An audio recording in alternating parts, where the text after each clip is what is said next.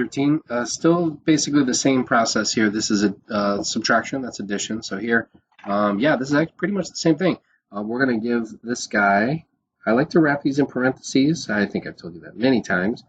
But we want to give this side as an x minus 6. We need to give this guy an x minus 2. That allows us to do. Let's put it all over x minus 2, x minus 6. But notice that this is subtraction. And so now what we've got is a 6x squared minus 36, okay, once you distribute those to here, okay?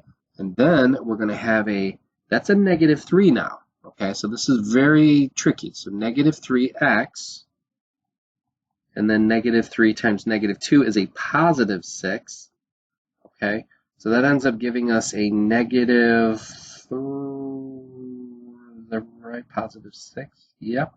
So that ends up being, yeah, okay, so right here I missed that guy. So that's 36x. Okay, I missed the x on the 6x. Okay, so now we can combine like terms. I see that that's 6x minus 39x plus 6. And I could factor, nope, can't even factor out of 6. I could factor out of 3, but that's not going to get me anywhere. Because I actually see my answer right here. So this guy's good. Over here, this is also addition. He needs this entire trinomial. He needs the entire 4. So I'm going to give the 4 there. And I'm going to give this guy the entire trinomial. Notice I didn't even factor it because I'm going to have to distribute the 6 anyway. All right, so here I'm going to have a 4. But let me factor this now because I don't see anything. Looks like it's already factored in my possible answers. So factors of negative 6 that add up to negative 1 is negative 3 and positive 2. Okay. All right. So now I look up here and I've got a 4x minus 16. Okay, and I'll cross that out. And now I've got a 6x squared minus 6x minus 36. I've distributed 6. Now all I got to do is, this says add, so I'm going to add the like terms, 6x squared. Okay, and then I've got a minus 10x, and then a minus 52. Okay, now I don't see any possible answers here, so let's see what happened. I don't feel confident with this. Oh, that's why, because that's not, that should be a negative 2. That's negative 2. Okay. Negative 2, and then why is that 54? Negative 16. 52. I don't see my answer. I know what the answer is. It's just that 54, where is that coming from? All right, so nothing's wrong. What I noticed here is that this can have a factor of 2 taken out. There's a common factor of 2. So let's say that I took a 2 out. All right, now this is kind of messy here.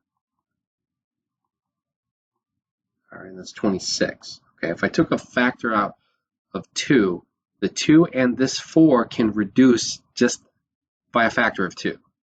This will go in there once, this guy will go in there twice. Now what was tripping me up is that I was looking at this as the only possible answer as a 3x squared. But really, it's this guy. This is out of order, and so that had my head spinning a little bit. So that's B. All right, because this guy is just out of order with a positive 3x here, negative x, and negative 26. Okay, they're just out of order, but the 2 has been factored out. All right. Okay, where are we at? 4 minutes. Let's go here. Now, here's an equation. Now, this is solvable. I can figure out what A is, and I have to make sure that I'm looking for extraneous solutions. Extraneous solutions are numbers that don't work. They come out in the algebra, but when you put the rubber to the road, they actually don't work. They'll produce an error. Okay, so I need a common denominator.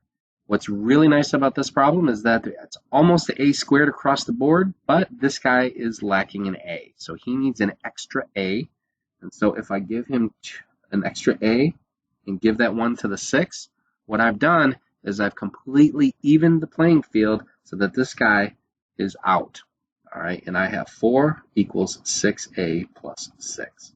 Okay, now all I have to do is solve just for the numerator and make sure that these excluded values, I cannot have a equal 0, but it doesn't look like 0 is actually a possibility for one of my answers anyway. Okay, and once I solve this two-step equation here, negative 2 equals 6a divided by 6, and I get a equals negative 1/3. And it looks like negative 1/3 is here, and if I were to plug it in, I will not get a 0 in the denominator. So my answer is A. Okay. All right, last one for this guy. Same kind of thing. He needs an extra n. These two do not. I hope I have harder ones.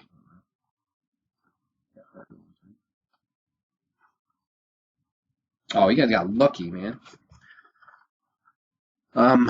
So this guy needs an extra n, so give him an n. All right, and now it's an even playing field. And so we have 5n minus 25 equals 5n minus n minus negative 4. So it would look like this. Okay, you got to be real careful with negatives and fractions. They're very sinister. Even the best calculus students will make errors by missing this guy and only giving it to this guy instead of the rest of the terms in the numerator. Okay, so moving forward then, we're going to go ahead and combine everything that we can. We're going to distribute that negative sign, and then we got a plus 4. These guys combine for a 4n.